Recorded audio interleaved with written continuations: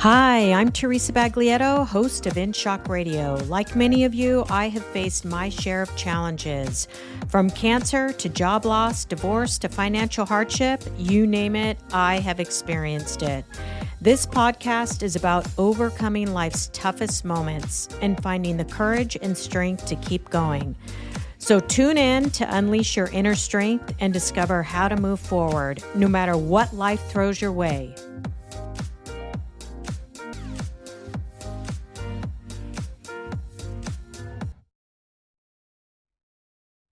Welcome to the show. Whether you're here for the first time or you've been tuning in for a while, I am so glad you're here. I truly appreciate you being a part of this conversation. Today, I'm sharing 8 go-to strategies that you'll need when life completely blindsides you, because at some point it will. When shit hits the fan, the shock can be overwhelming. It can leave you stuck, unable to move forward when you really need strength the most. But without a game plan, pushing through can feel impossible. And here's the thing. Life doesn't wait for you to be ready. It throws curveballs unexpectedly, unwanted, and often devastating. These moments disrupt our lives in countless ways, from relationship breakdowns, financial struggles, health crisis, sudden loss, and everything in between. We all crave and wish for an easy path through these moments, but the reality is life demands that we learn to navigate the unexpected. And when it hits hard, it doesn't just shake us. It's a shockwave of emotions, numbness, deep sadness, anxiety, and sometimes even anger. But here's the truth. Getting through it isn't about being invincible or ignoring it. It's about recognizing you have vulnerabilities and still find the strength to move forward. It can be tough because resilience isn't often one size fits all. We all process these moments in our own way. What rattles one person might barely faze another. I know this firsthand through my own personal experiences with, guess what? My second cancer diagnosis. A challenge that in many ways hit much harder than the first diagnosis. The shock of being told you have cancer does not get any easier. I kept going because I refused to let this break me. I learned quickly that it all comes down to our mindset. Every morning I had a choice to give in or to push through. And no matter how hard it got, and it got real hard, I chose to keep fighting. Often our bodies send us signals when something's wrong with it. And sometimes that signal may not even be related to what's happening with your body in that moment. I have certainly experienced that, but in this case, it was a little bit obvious because I had a lump that I discovered in my breast, which was a warning sign I initially ignored. I was too busy and I hadn't gone in for what I call my annual peek under the hood at the stirrup spa in about 3 years. At that time, those visits were supposed to be annually, not every 5 years like they are now. So putting it off for 3 years was a big mistake. But I remember finding this lump, and it was so hard. You know how hard the road is or a sidewalk? It was as solid as that, like a rock. I would have my friends feel it to make sure I wasn't imagining what I was feeling, and all of us were like, what the fuck is this? At first, I thought maybe I was going through menopause. My left breast was significantly larger, more tender than the right one. But I felt like my gut was telling me something was wrong. I walked into my appointment and couldn't have been happier to see my doctor. He had delivered 2 of my 3 boys. He was always kind, personable, and had that signature warm smile, the kind of person that would take all the time in the world to sit and talk to you about what was going on. He said, "Where have you been these past 3 years?" I laughed and said, "I was a little bit busy." Then I got to the real reason why I was there. He started the breast exam, but then his smile quickly faded. The warmth in his expression was replaced with something a lot more serious. My stomach dropped. I said, "Is this something we should be concerned about?" He looked at me and said, "Yes, it is." And that's when the real roller coaster began. He told me radiology is downstairs. They take walk ins. And I thought, perfect. This is going to be so easy. I got there 1 minute too late. They were closing and not taking any more patients. Seriously? They told me another radiology department was about 10 minutes away and that they might be able to take me. So I raced over there only to be told that they couldn't take me without, I guess it would be like a prescription note from my doctor. And at this point, I was getting a little bit impatient and losing my shit because by then the doctor's office was closed. The next morning, I went to the radiology department closer to my house and I figured it was a walk in. So this will be easy. Nope.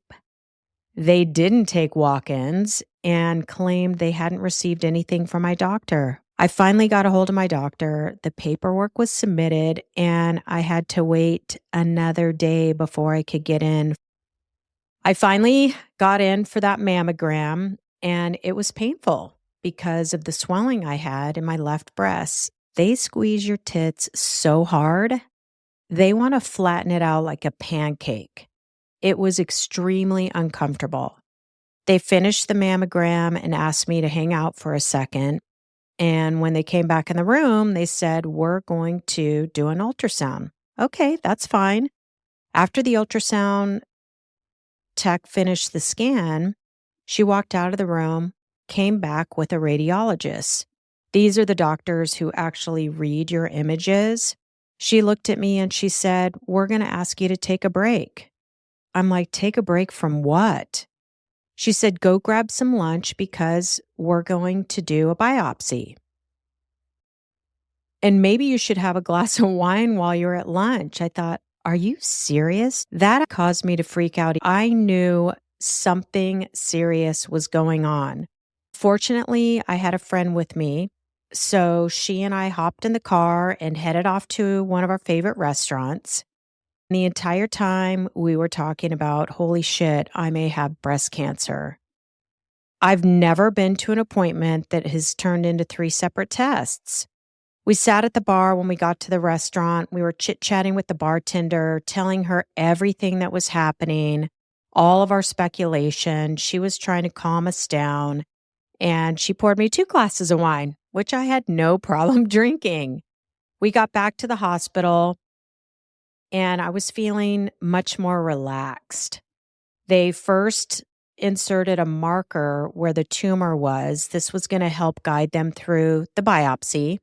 They prepped me for the biopsy, and I was wide awake. I watched the entire procedure on a large TV screen.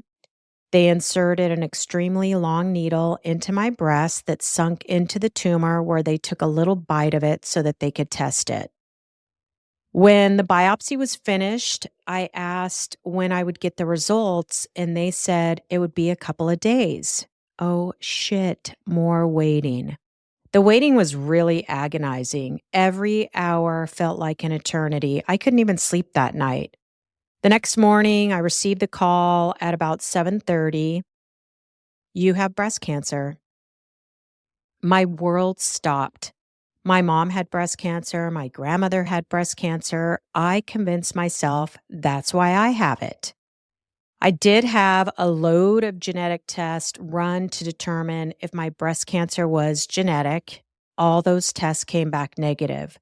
I guess we're just really susceptible of getting breast cancer.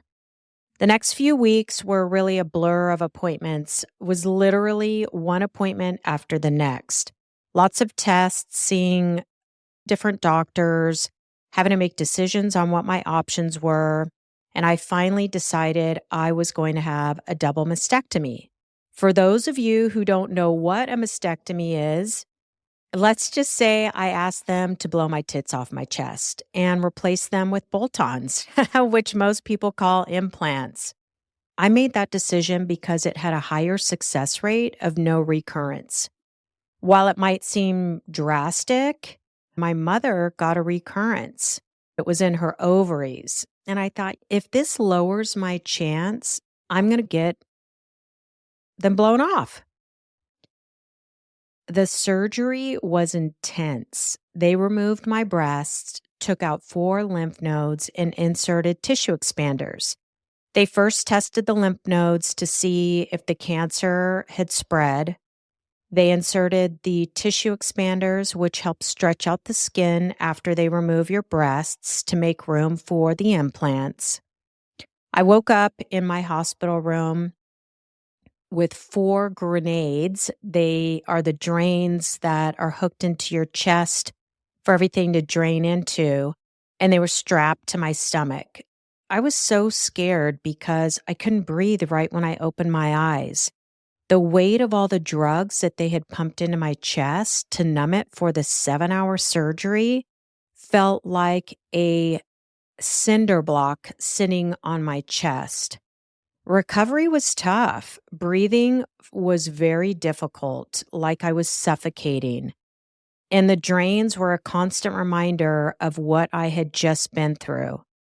I couldn't see my chest because it was covered in bandages, but you know what? I was alive. So, up next were the pathology reports. When you're first diagnosed with cancer, everyone wants to know what stage cancer you have. I wanted to know. But in most cases, they can't determine the stage until a series of tests have been performed. And lots of times, it's not until after a surgical procedure. In my case, it was we need to see your lymph nodes before we can stage your cancer. And if they are in the lymph nodes, that means the cancer has spread. They tested both the tumor and the lymph nodes. Luckily, it hadn't spread into my lymph nodes, but the tumor was much larger than they expected. The pathology report had given a definitive answer to what stage cancer I had. It was stage 3. Fucking terrifying. Then came the waiting, the agonizing suspense of finding out whether or not I was going to need chemo, radiation, or both. Everyone's treatment plan is unique based on their medical team's assessment of what's going to be the most effective. Some people undergo radiation or chemotherapy before their surgery, while others may find out after treatment that surgery is no longer necessary. In my case, because of the size of the tumor, surgery was never off the table. It was a definite part of my treatment plan from the very beginning. And each tumor is different as well. There's advancements in testing now that allow doctors to tailor treatments much more precisely. In my case, my tumor qualified for a new test that predict how it would respond to chemotherapy. Kind of cool, right? Unfortunately, the results showed that my tumor didn't respond to chemo. My doctor said it was optional. After watching my mom go through chemo, I knew one thing for sure. I was not signing up for that shit if it wasn't going to make a difference. So I told my doctor I don't want to have chemotherapy, but I asked if I was going to need radiation, and he said no. I actually thought I was off the hook. I'm like, damn, I have stage 3 cancer and I don't have to have any of this treatment. The treatment plan for me was taking a pill called tamoxifen blocks estrogen receptors in breast cancer cells, preventing them from growing and spreading. It's used specifically for positive estrogen and progesterone breast cancers, which is what I had. I had looked into all the side effects of this drug, sat with my doctor and reviewed them. And here's just a few of them: strokes, uterine cancer. And I thought, the last thing I want to do is start a cancer treatment to get cancer again. I was frightened to death. Eventually, my doctor convinced me that removing my breast was not going to be enough. given my stage. I started taking the tamoxifen, and about 3 weeks in, I had signs of early liver failure. The doctor asked me to go off the tamoxifen. They felt that since I was recovering from this major surgery, it might be why my body was reacting to the drug the way it was. And they wanted me to hold off until after I fully recovered from my breast reconstruction. So that's what I did. And it wasn't too long after we made that decision that I had my first post op appointment since I had my breasts removed. They removed 2 of the 4 drains, which was a small victory because it felt so good to get the tubes out of my chest wall. But the emotional toll of facing what my new body was going to look like without breasts for a little while was stressing me out. My plastic surgeon gave me one piece of solid advice. She said, "When you change your bandages, I want you to look in the mirror and take a good look at yourself. Don't ignore it because it will only make things harder for you."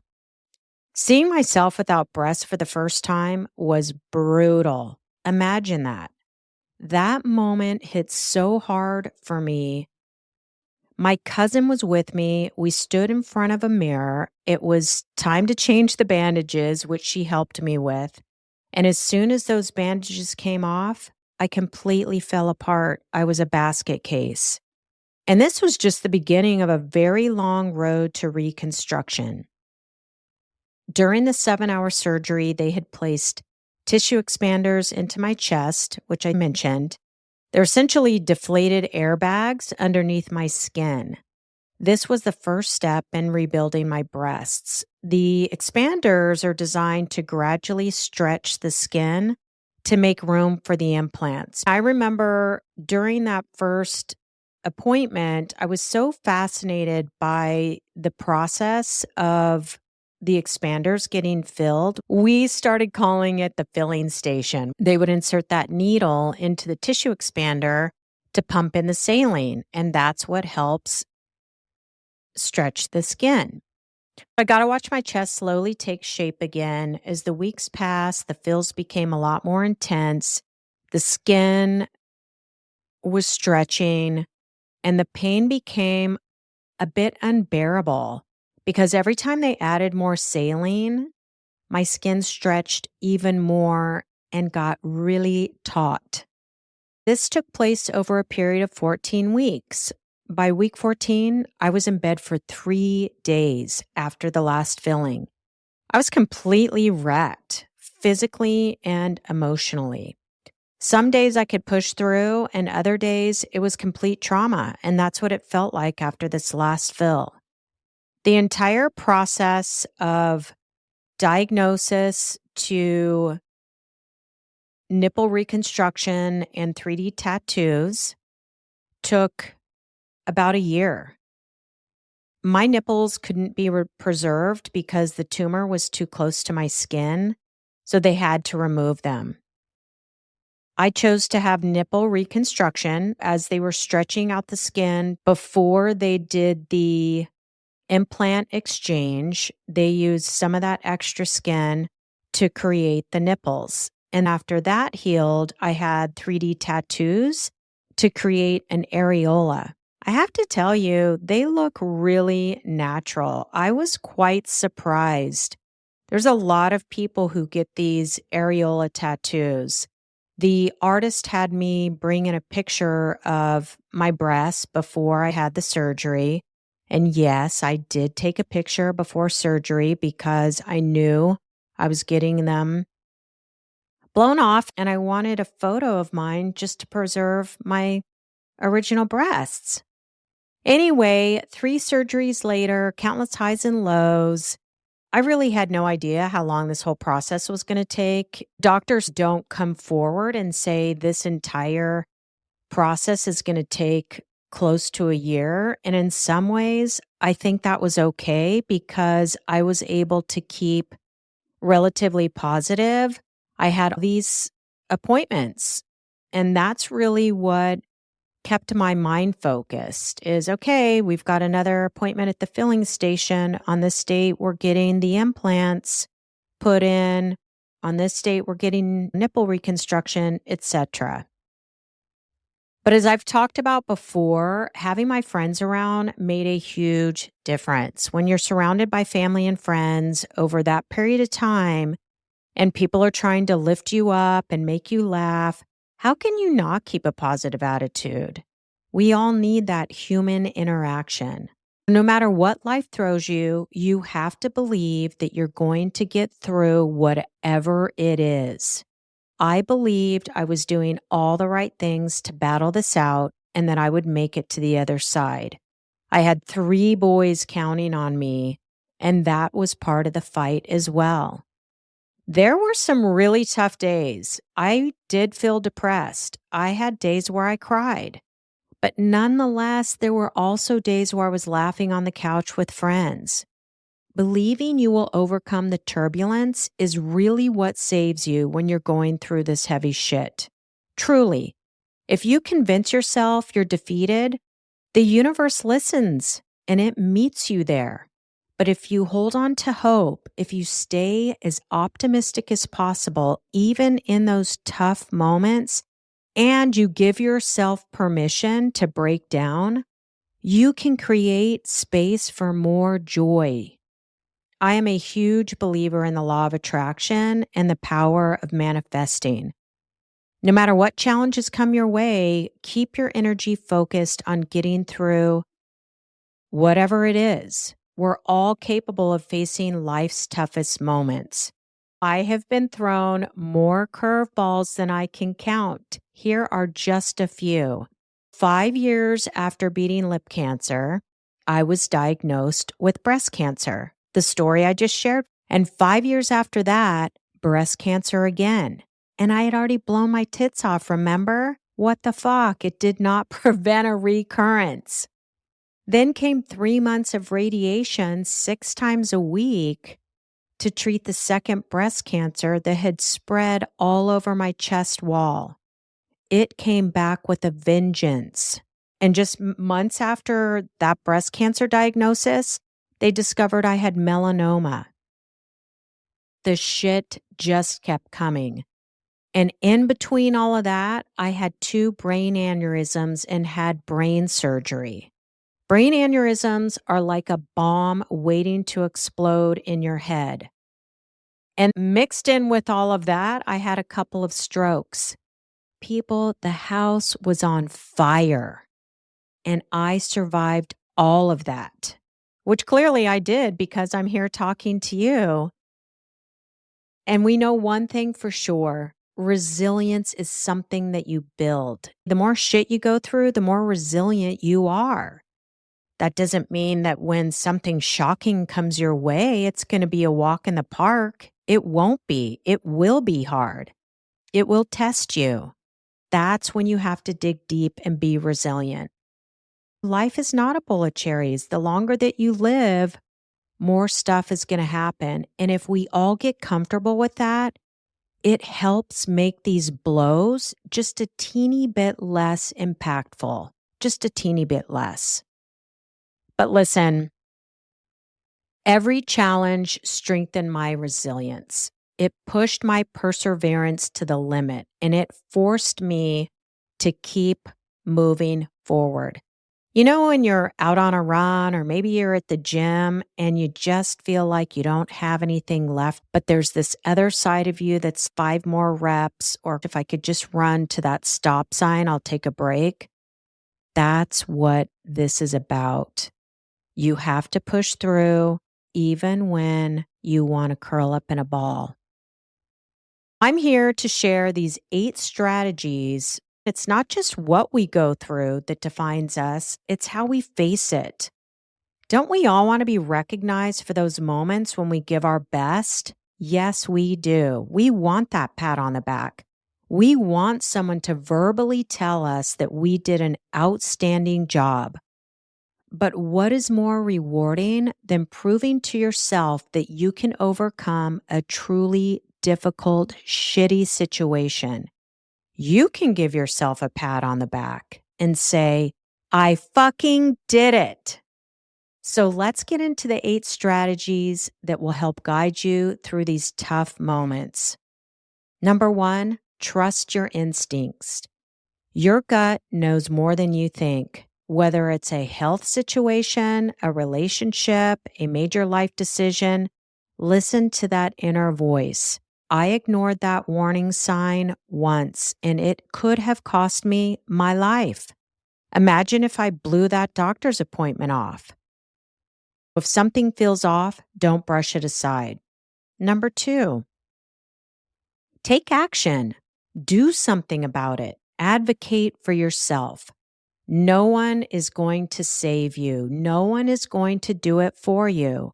I'm telling you, in life, you are your own representative of advocacy. You will face roadblocks. People will doubt you. Systems will slow you down. Speak up, push back, and fight for what you need. I've only shared a snapshot of what I experienced through this breast cancer journey. I wouldn't have gotten on the surgical schedule if I hadn't advocated for myself.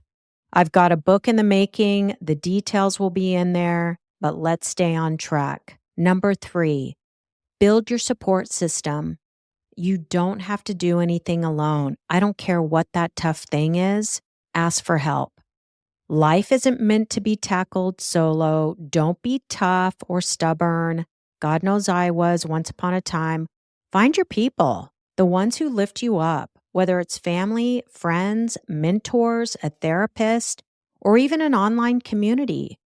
When the hard days hit, lean in. Number 4, progress isn't linear, and that's okay. Healing success, personal growth, it's never a straight line. Some days you will feel absolutely unstoppable and that you can conquer anything. Other days, you're going to feel like you're back at square one and that you just can't do it anymore. Give yourself some grace. Keep moving forward, even if it's one teeny tiny step at a time. Number 5, strength isn't just physical, it is mental, emotional, and spiritual. For years, I tied my identity to physical strength. But real strength isn't just about muscles, it's about perseverance, grit, and getting back up when life knocks you down. That's an incredible reward for yourself. Number 6, your mental health deserves just as much attention as your physical being. Stress, anxiety, burnout, whatever it is, will impact your mind and the way that you're dealing with anything. They take a toll on you and on your body. Go to therapy. Start journaling. I journaled for years. During my breast cancer diagnosis, I was blogging on a regular basis. It was so cleansing. Meditation is another one. It took me a long time to really figure out what that is. You don't have to be in a yoga class to meditate. You've got to figure out what works for you. And while it might sound a little weird, I've got a mat in my office, a yoga mat. When I start to feel stress or an anxiety, or maybe I'm just burnt out and I can't do it anymore, and it's the middle of the day, I listen to this calm meditation music. It's this woman that I found on Spotify. I don't know if I'm pronouncing her name right, Shantra Siba. She calms everything in me.